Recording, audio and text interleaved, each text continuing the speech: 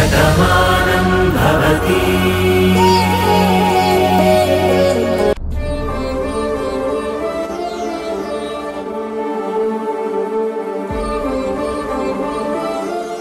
ఇక్కడే ఉండమ్మా, ఇప్పుడే వస్తాను.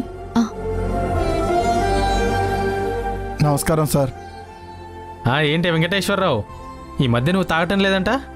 మన వాళ్ళంతా చెప్పుకుంటున్నారు. అవును సార్, ఆ తాగుడు నన్నే కాదు నా కుటుంబాన్ని కూడా నాశనం చేసింది. నేను మత్తులో ఊగిపోతూ నా భార్యను చిత్రహింసలు పెట్టేవాణ్ణి, తనకి నరకం చూపించేవాణ్ణి. అయినా తాళి కట్టించుకున్న పాపానికి తను నన్ను కంటికి రెప్పలా కాపాడింది సార్. భార్య విలువ ఏంటో తెలుసుకున్నాను. కుటుంబం ఏమవుతుందో తెలిసేలా ఒక అమ్మాయి చెప్పింది సార్. దాంతోనే నేను మందు ముట్టుకోవడం లేదు సార్. ఇప్పుడు నా కుటుంబం చాలా సంతోషంగా ఉంది సార్. బాగుందయ్యా, నిజంగా నీలాంటి వాడిని కూడా మార్చిందంటే ఖచ్చితంగా అమ్మాయి ఎవరో దేవత ఉంటుంది. ఆ అమ్మాయిని తీసుకొచ్చాను సార్, ఇక్కడే ఉంది సార్. కాకపోతే మీరు చిన్న సాయం చేయాలి సార్. ఏంటది? తనకు ఉద్యోగం లేదు సార్, ఉద్యోగం కోసం వెతుక్కుంటుంది. మన ఆఫీసులో ఏదో ఒక ఉద్యోగం ఇస్తారని. ఒకసారి రమ్మను. అలాగే సార్. అమ్మా, సార్ పిలుస్తున్నారు, రామ్మా.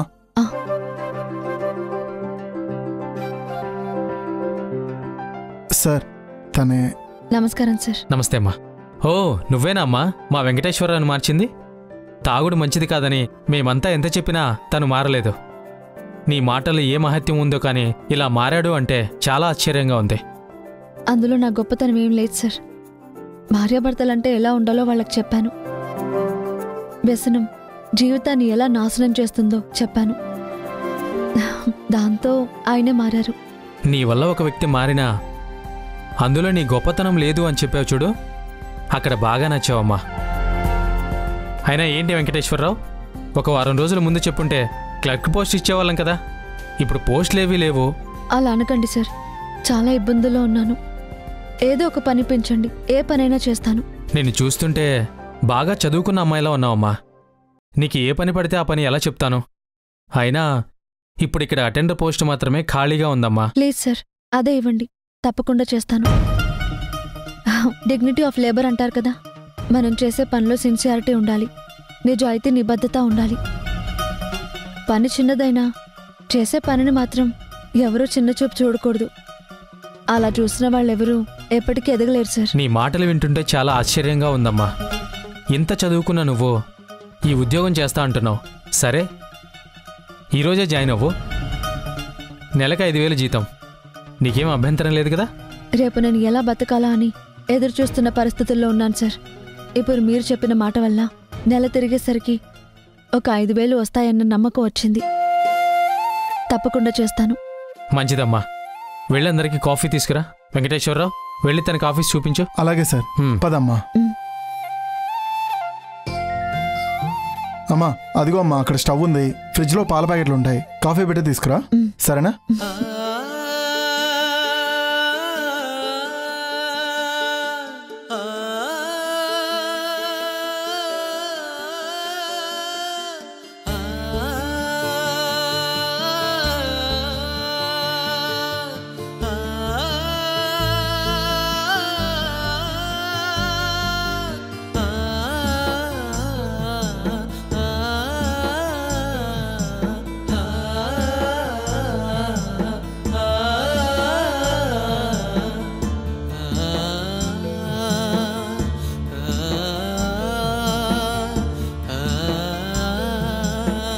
Sir, coffee. అలా పెట్టమ్మా.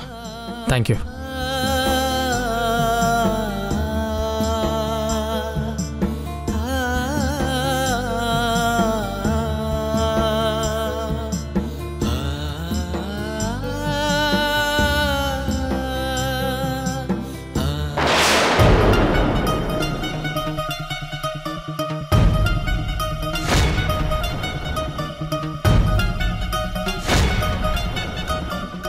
ఏంటమ్మా అలా చూస్తున్నారు?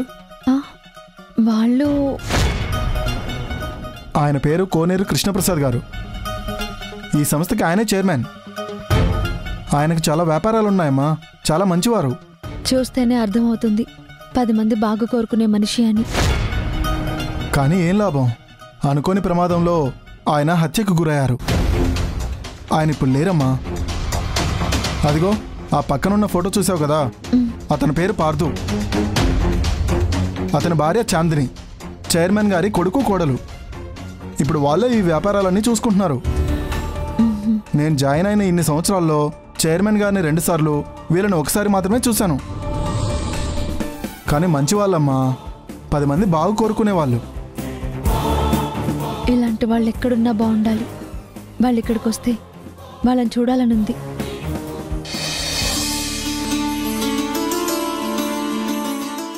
తీసుకో మురారి. Thank you.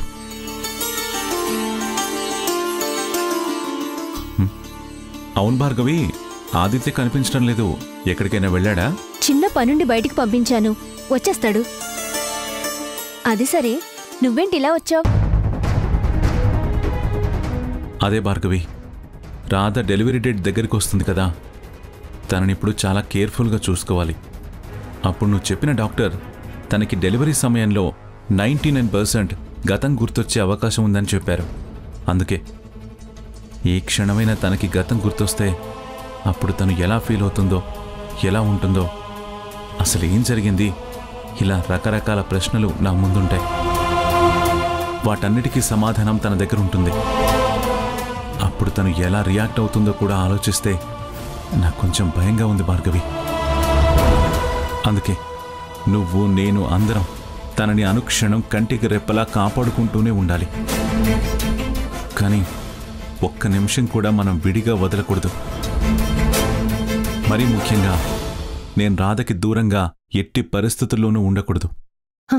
రాధ గురించి నువ్విలా ఆలోచిస్తున్నావు, కానీ అసలు తను ఇక్కడుండకుండా వెళ్ళిపోవాలని నిర్ణయించుకుంది. అది నీకు ఎలా చెప్పాలో నాకు అర్థం కావడం లేదు.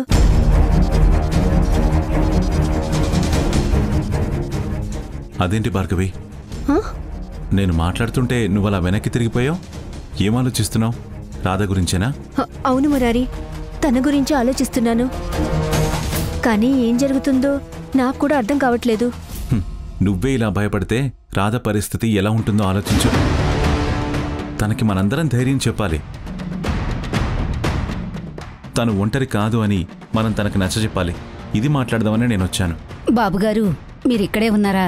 దండాలండి. దండాలు. అమ్మగారు, బట్టలు తెచ్చానండి. 2 టవళ్ళు,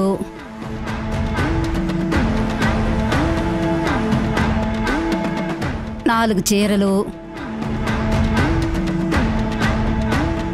మీ తమ్ముడు గారి బట్టలు అన్నీ తెచ్చానమ్మా. ఎందుకంటే మీరు ఊరెళ్తున్నారు కదా.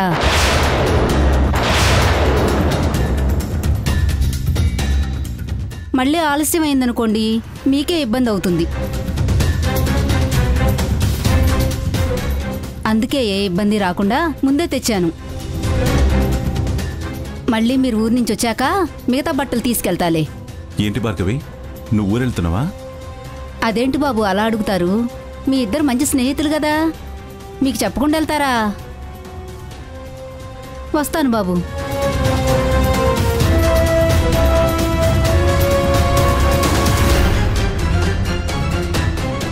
నేను అడిగిన దానికి సమాధానం చెప్పలేదు.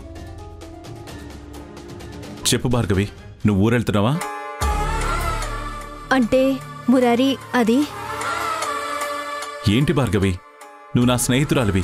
రాధ డెలివరీ టైంలో నువ్వు నాకు సహాయంగా ఉంటావనుకున్నాను. కానీ ఒక్క మాట కూడా చెప్పకుండా ఇలాంటి నిర్ణయం ఎలా తీసుకున్నావు? అయినా ఈ టైంలో ఎక్కడికి వెళ్తున్నావు? అది కాదు మురారి, చెప్పాను కదా, ఏమీ జరగదు. అన్నీ అనుకున్నట్టే జరుగుతాయి. భార్గవి, సీరియస్గా అడుగుతున్నాను. నేను నీతో మాట్లాడుతుంది రాధ గురించి, నేను ఆలోచిస్తుంది తన గురించి. కానీ నువ్వు దేనికి సమాధానం చెప్పడం లేదు. నేనేం మాట్లాడినా మౌనంగా ఉంటున్నావు. ఇప్పుడు ఇక్కడి నుంచి ఊరెళ్తున్నావు అన్నది రుజువైంది. ఎక్కడికి వెళ్తున్నావు? ఎవరిని తీసుకుని వెళ్తున్నావు?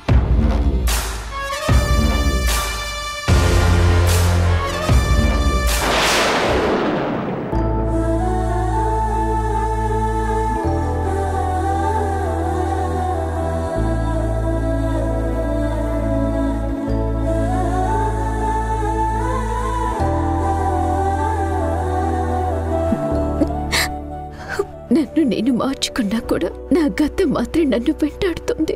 ఏ అజయ్ ఆ గతాన్ని పట్టుకున్నాడు, నా భవిష్యత్తు మాత్రం ఊహించడం లేదు.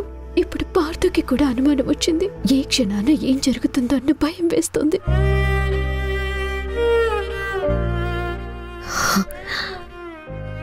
నేను చెప్పాను కదా నీలిమ ఇక్కడే ఉంటుందని. పద.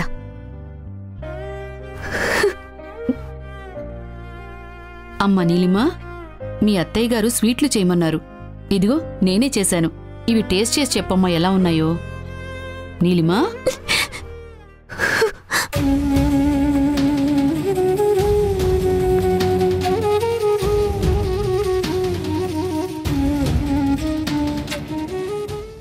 అదే నీలిమ, కళ్ళల్లో కన్నీళ్ళేంటి? ఇంకా అలా అడుగుతావేంటి? ఒంటరిగా ఇక్కడ ఉంది అంటే ఏదో జరిగే ఉంటుంది.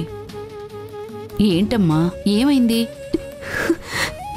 ఏం చెప్పాలో ఎలా చెప్పాలో నాకు అర్థం కావట్లేదమ్మా. కానీ ఒక్కటి మాత్రం అర్థమైంది, నా జీవితం ప్రశాంతంగా ఉండదని. నాకు ఈ కన్నీళ్ళే తప్ప నాకంటూ ఏమీ ఉండవు అని. ఏంటి ఆ పిచ్చి మాటలు? ఓ పక్క నీ పెళ్లికి ఏర్పాట్లు జరుగుతున్నాయి. పెళ్లి తర్వాత నీ జీవితం ఎంత బాగుంటుందని ఇంట్లో అందరూ చెప్పుకుంటున్నారు. నువ్వేంటి ఇలా మాట్లాడుతున్నావు? అవునమ్మా, వీళ్ళంతా చాలా మంచివాళ్లు. మరీ ముఖ్యంగా కార్తీక్ చాలా గొప్పవాడు. అలాంటి వ్యక్తి నీ జీవితంలోకి వస్తున్నప్పుడు ఆనందం ఉంటుంది కానీ కన్నీరెందుకుంటుంది చెప్పు? అసలు ఈ పెళ్ళంటూ జరిగితే కదమ్మా నా జీవితంలో సంతోషం రావటానికి నా మెడలో పడేది 3 ముళ్ళు కాదు. ఏదో ఒకరోజు ఈ బాధను భరించలేక నేనే మెడకు పురితాడు వేసుకుంటానేమోనని భయంగా ఉంది. ఏంటమ్మా పిచ్చి మాటలు? అలా ఎప్పుడు పడితే అప్పుడు అలా మాట్లాడకూడదు. పైన తథాస్తు దేవతలుంటారు. వాళ్ళు దేనికి తథాస్తు అంటే అదే జరుగుతుందని భయపడతారు. అలా ఎప్పుడు అనుకు నీలిమా. ఎవరూ తథాస్తు అనక్కర్లేదమ్మా. ఆ అజయ్ వల్ల నా జీవితం ఏమైపోతుందో అని నాకు పూర్తిగా అర్థమైంది. అందుకే నా భవిష్యత్తు నా కళ్ళ ముందే కనబడుతోంది. అది సర్వనాశనం అవుతుంది. ఏంటి నీలిమా, నువ్వు ఎంత ధైర్యవంతురాలివనుకున్నాను, కానీ నువ్వు కూడా ఇంతలా భయపడుతున్నావేంటి? అసలు నీ తప్పు లేకుండా అజయ్ నిన్నెందుకు టార్గెట్ చేస్తున్నాడు? ఇప్పుడు మళ్ళీ ఏం చేశాడు? ఏముంది, నా మీద పార్థుకి అనుమానం వచ్చేలాగా చాలా తెలివిగా ఎత్తువేశాడు. పార్థు నిన్ను చెల్లెల్లా చూసుకుంటున్నాడు కదమ్మా, తనెందుకిదంతా నమ్ముతాడు? అవేనమ్మా అజయ్ తెలివితేటలు. తను నమ్మేలాగే చెప్పాడు. ఇప్పుడు పార్థుకి నా మీద అనుమానం వచ్చింది. ఒకవేళ పార్థు నిన్ను అనుమానించుంటే ఈ పార్టీకి నిన్ను నిలదీయాలి కదా. నీతో మాట్లాడా? లేదు, తనకి నా మీద డౌట్ ఉందని నాకు కన్ఫర్మ్ అయింది. పార్థు చాందినితో మాట్లాడుతున్నాడు. ఇంట్లో అందరికీ చెప్తాను అన్నాడు. చాందిని ఆపింది, కానీ నాకు మాత్రం అనుమానం పెనుభూతల్లా మారుతోంది. ఏ క్షణమైనా ఆ విషయం తను ఇంట్లో చెప్తే అప్పుడు నా పరిస్థితి ఏంటో అని నాకు భయంగా ఉంది. నేను ప్రమాదం అంచున ఉన్నాను. ఏ క్షణాన ఏమవుతుందోనని నాకు భయమేస్తోంది. లేదమ్మా, నీలాంటి మంచిదానికి ఎప్పుడు ఇబ్బంది రాకూడదు.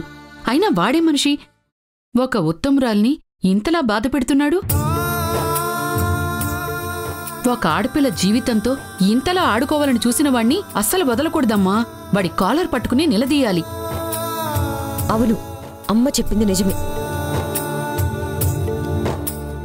వెంటనే వెళ్ళి వాడితో మాట్లాడదాం. ఎందుకు ఇదంతా చేస్తున్నావని వాడి చెంప వాయించి అడుగుదాం. నా చెల్లెలు జోలికొస్తే మర్యాదగా ఉండదని వాడికి బుద్ధి చెప్పొస్తాను. ఆగక్క, ఎందుకమ్మా ఆపుతున్నావు? వాడికి భయపడుతున్నావా? ఇలా నువ్వు భయపడినంత కాలం ఇలా భయపడుతూనే ఉంటాడు. మనమే ధైర్యంగా ఎదుర్కోవాలి. నువ్వే తప్పు చేయలేదు కదా. నువ్వేంటో నీ మనస్తత్వం ఏంటో మాకు బాగా తెలుసు. ఇలాంటి మంచి మనిషితోటి ఎందుకిలా ప్రవర్తిస్తున్నాడు అడుగుదాం. తప్పు చేయని నువ్వు భయపడాల్సిన అవసరం లేదు. బాధపడాల్సిన అవసరం అంతకన్నా లేదు.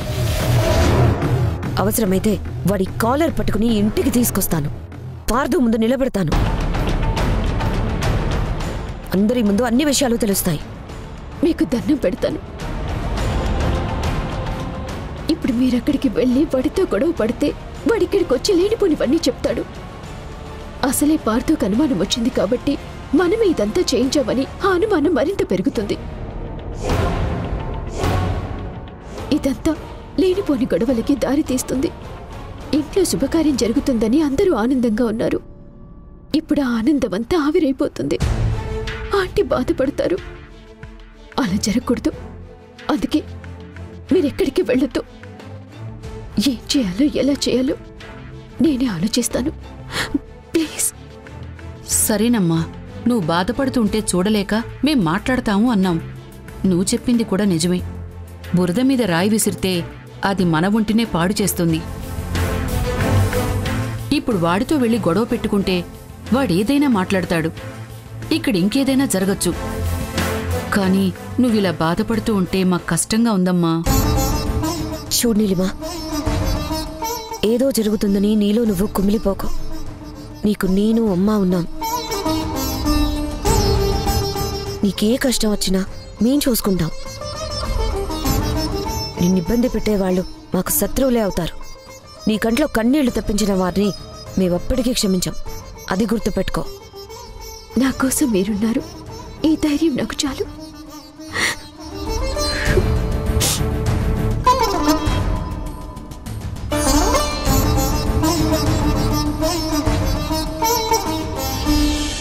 ఊర్మిళా, ఊర్మిళా, ఎక్కడే?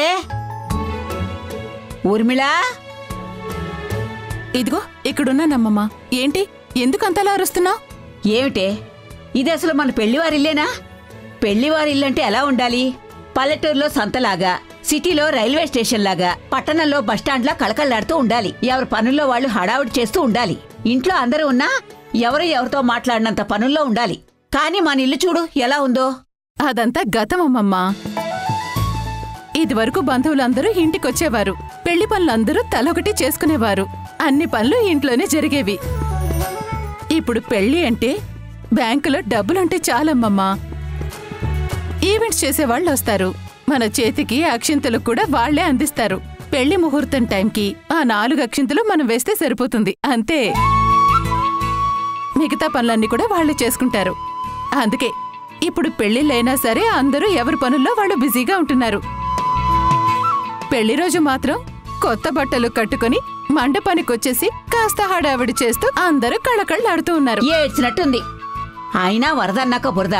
కళ్యాణం అంటే కంగారు లేకపోతే ఇక ఆ పెళ్లిలో ఆనందం ఏముంటుంది? చూడు, చివరికి పెళ్లి కూతురు కూడా ఎంత నీరసంగా ఉందో. ఏమే నీలిమా, పెళ్లి నీకే కాని నాకు కాదే. నువ్వే హుషారుగా ఉండాల్సింది పోయి నువ్వేంటే ఇలా మౌనంగా ఉంటే ఎలాగే? ఏం లేదులే బామ్మ, అన్నీ మీరు అనుకున్నట్టుగానే జరుగుతున్నాయి కదా, అలాగే కానివ్వండి.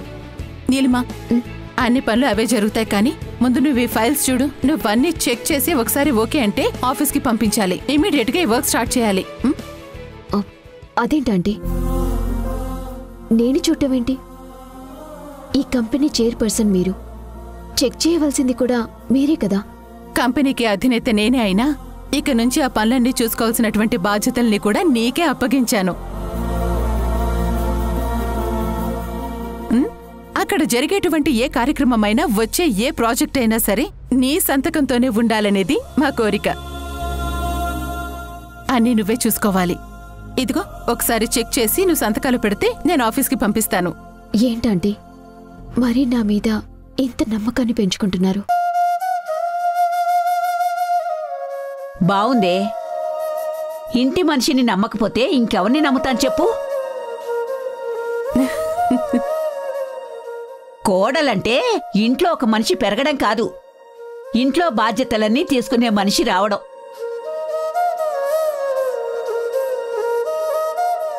ఇంట్లో అందర్నీ తనవారిగా చూసుకునే వ్యక్తిగా మారడం. నువ్వింటి కోడలివి అవుతున్నావు అంటే ఈ ఇంట్లో అన్ని బాధ్యతలు నీవే అవుతాయే. నీకిచ్చిన బాధ్యతలు మరింత పెరుగుతాయి. ముందు ఆ ఫైల్స్ ఏంటో చూడవే.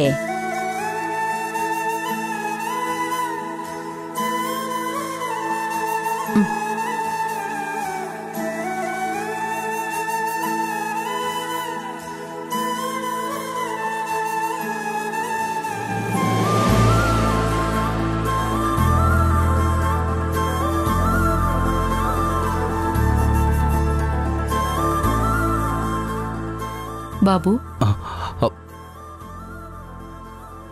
మీతో కొంచెం మాట్లాడాలి. రండి, లోపలికి రండి. రండి, కూర్చోండి, కూర్చోండి.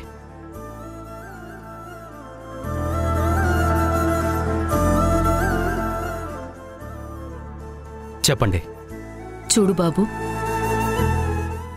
నీలిమని నేను కడుపున మొయ్యకపోయినా నా కూతురే. ఇన్ని రోజులు మేము ఎవరూ లేని ఒంటరి బ్రతుకు బ్రతికాం. ఎవరూ లేని ఒంటరి ఆడవాళ్లమని ఈ సమాజం కూడా మమ్మల్ని చిన్నచూపే చూసింది. ఇలా మేము ఎంతగానో బాధపడుతున్న సమయంలోనే ఆ దేవుడు పంపించినట్టు నీలిమ మాకు పరిచయం అయింది. మా మధ్య ఒక బంధం ఉందని తెలిసింది. ఆ అనుబంధంతో పాటు ఇంతమంది ఆత్మీయులని కూడా మాకు నీలిమ పరిచయం చేసింది. కాని ఇప్పుడు మీరు నీలిమను అనుమానిస్తున్నారని తెలిసేసరికి మా అందరికీ బాధగా ఉంది. ఆ విషయం మీతో మాట్లాడదామని వచ్చాం. చూడండి, నేను కావాలని ఎవరిని అనుమానించలేదు. జరిగిన పనులు అలానే ఉన్నాయి కాబట్టి అనుమానించక తప్పలేదు.